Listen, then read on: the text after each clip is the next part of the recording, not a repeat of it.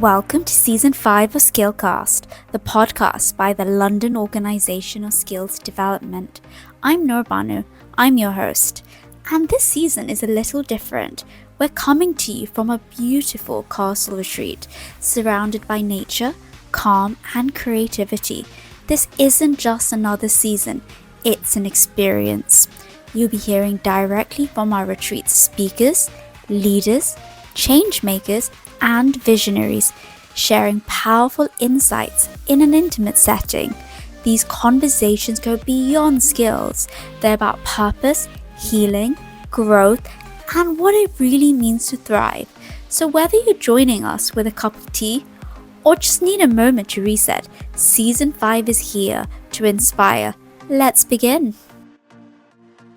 Welcome to Skillcast. Thank you for having me. How are you feeling today? I'm delighted to be here. Thank you so much for having me. Amazing. How would you like to introduce yourself to everyone? My name is Dr. Diana Richardson. I am the Glow Getter Mentor and the Chief Philanthropy Officer for Mahila Udiami. As the Glow Getter Mentor, I help business owners and executives and entrepreneurs shatter their own glass ceilings. Wow, that's so much. You've got so much going on for you. How do you manage? Time is precious, so everything is booked. And this week I literally have been on 6 flights in 6 cities, 2 continents, 4 countries. It's been insane. So everything is very, very structured. And very systematic as well. Yes. I love that. So have you always been this way, or is there something that happened, like something you kind of learned over time? I've always been very, very organized. Mm-hmm. And having spent 25 years in the beauty and well-being industry, everything's very structured. Everybody has a certain time allotment for every treatment. Even if you're doing team building and team management and team meetings, you only have a certain amount of time because then they go back into the treatment room. Mm-hmm. So everything has always been very structured. What I have learned over the years is actually to take time out. I used to not do that. I used to plan holidays and everything around my clients and my business rather than the other way around. So that's been a big shift and lesson for me in the last few years. So you reminding yourself you can't pour from an empty cup, essentially. So it's really good that you're really taking care of yourself. And especially when it comes to beauty and glowing, they say that when you are full, happy and content with yourself, you're able to give back to clients much better as well. So talk me a little bit more about Glow Getter. Tell me, what is it that you do? Like, you make businesses glow in what way? Glow Getter first started out when I set up one of my last businesses. So in 25 years, I've started, scaled, sold, acquired 10 different companies. But one of the biggest transformations that I went through business-wise was just after COVID. I went from a very small 1 treatment room salon to 6 treatment rooms and 10 members of staff within 6 months, which was great to expand and excel like that. But I learned a lot of lessons. And the Glow Getter originally started because a lot of our clients were working professionals and we were helping them glow. We were helping them put their best face forward. We all go through ups and downs and life chapters. And one of my life chapters, it happened a couple of times throughout my career, was to use the use of my hands. So back in 2013, I had both hands in thermodynamic casts because I needed to be able to wash my hands because I had a newborn baby. So I was out in the treatment room. I couldn't perform treatments. And then something happened to me again in 2021. I thought it would be clever to cycle Land's End to John O'Groats, the whole distance of the country, which is almost 1,000 miles. And after day 3, I was deemed unfit to cycle because my hands were in claws. I couldn't write, I couldn't cut, I couldn't wash my face, I couldn't zip up trousers, I couldn't do anything. My hands wouldn't work. So I had to relearn how to use my hands. But in doing that, Glow Getter came even more because the less I could use my hands, the more I needed to use my voice.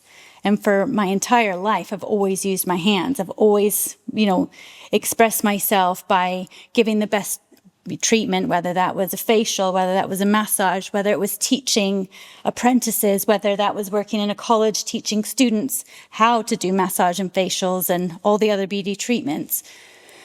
So learning to use my voice more than my hands was a big transition. And that became the Glow Getter Beauty Entrepreneurs. It became doing a lot more coaching, a lot more mentorship. I'd been doing it for decades anyways with my students and my staff and my team, empowering them as entrepreneurs. But it went through a real transition phase. So the Glow Getter mentor now, there's a podcast, is almost 150 episodes, 155-star reviews, which is amazing. I've now got a bestseller book that's the Glow Getter's Guide. So it's really taken on its own thing. It's no longer just part of me. It's now a community, which is wonderful. So I love that. I love that. And the thing that really fascinates me the most is, how do you scale so quickly and successfully? Like, what's the secret? I don't think there's any secret sauce, and there's a lot of lessons that have been learned along the way. When I scaled from kind of 2-3 therapists to 10 in 6 months, that was more out of a need because I could no longer perform, and I used to work so many hours. I needed people to serve the clients. So I had to work on my business rather than in it, and that was a big transition and a big lesson.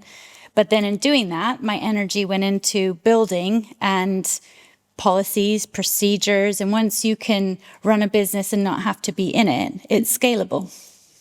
Yeah, that's interesting, because it's normally when you're working, you can never scale the business. And that's something that a lot of people don't realize. They always think that, oh, if I'm not inside the business, if I'm not getting involved with my staff won't do the work. So that's like a worry a lot of people have. But the problem is, if you're going to keep worrying about your staff, then you're not really thinking about the vision, the future, and you're not able to grow on that level or that scale. So I think that comes when you empower your team and have them take ownership for things. So within our team, certain people were in charge of training, and they would train the apprentices. It was no longer me. And they were very good at it, and they absolutely loved it. Others were in charge of ordering. Others were in charge of, so the things that they liked and their skill sets they naturally were good at, they were then able to further develop, and we could embrace that as part of a team. And they enjoyed their job more. They got more fulfillment out of it, but they also helped run the business. And because they took ownership, they were very much a part of the community and saw the vision and the mission and thoroughly enjoyed it. Yeah, I think that's really important. When you empower the team, they're able to serve better as well, because they know what their responsibilities are, and they got that level of authority, because people love to be in charge. People love the authority side of things. So I think that's a really good method, strategy even, in working with people. So aside from all of these businesses that you run, what do you do to stay calm? I actually like to be in nature. I go for a walk. I have a dog. I have 2 boys as well and a husband, but I go for a 5K walk every day, and I love to be by the sea. So that helps. Breathing techniques help. Positive mantras, relaxing music, whether it's something like Cafe Del Mar kind of vibes or classical. Remembering to pause. I tell other people to pause. I have to remember to pause myself. Because you're quite active, and like you said, you're always rushing around taking, like, you've been in 6 cities in 1 month. It's completely like, wow, you do so much, yet you're still so calm, so composed. So talk me through, like, is there any particular morning or evening routine that you think that's really helping you regain? Because obviously, like, you've traveled, like, for example, you traveled today, and then the next day you probably got something else going on. So how do you recharge so rapidly to be able to refresh for the next big thing that's happening for you? One of the biggest things I've learned is actually sleep. I used to think I was Wonder Woman and could survive on 3 to 5 hours of sleep a night and caffeine during the day, and it's not sustainable. So now I make sure I get 7 to 9 hours of sleep a night, and that's a thing. Doesn't always work, but that's a foundation. Obviously, what you fuel your body with, which is what others obviously preach as well. So making sure you eat healthy diet. If you need supplements to further nourish your body, then do so.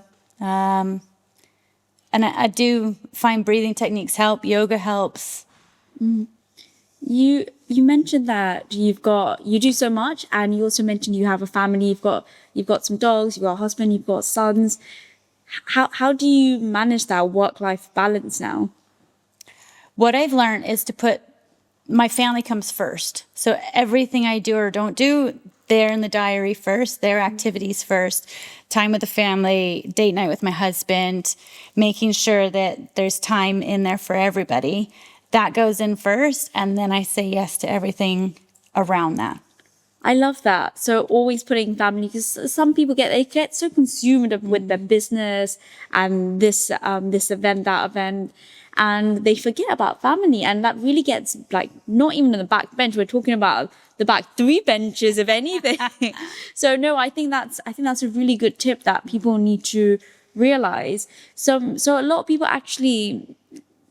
realize it, but they really struggle now. They struggle with saying to themselves or to their family, like, if I don't put my business first right now, if I don't put this event first, I will miss out. So this is word that people use quite often. It's called FOMO, fear of missing out. So if I'm gonna say yes to a casual family meetup, then I'm gonna miss out on this next big thing or this next big opportunity. How do you make the decision to say that no, this comes first, even though it's not as important as this big event that's happening? We chat about it as a family. So if there's something that's coming up, for example, during half term, there was an event I needed to attend in Dubai. It was a international women's awards event, and my boys came. So they joined me. So they're on the journey with me. And that's not the first event that they've come to. So I say, right, I've been invited to this, or this is an opportunity I have. Will you support me rather than me leave you behind? Will you come with me? And it teaches them what it's like to speak in front of people, to meet strangers, to have conversations, to have adult conversations. The boys are only 10 and 12.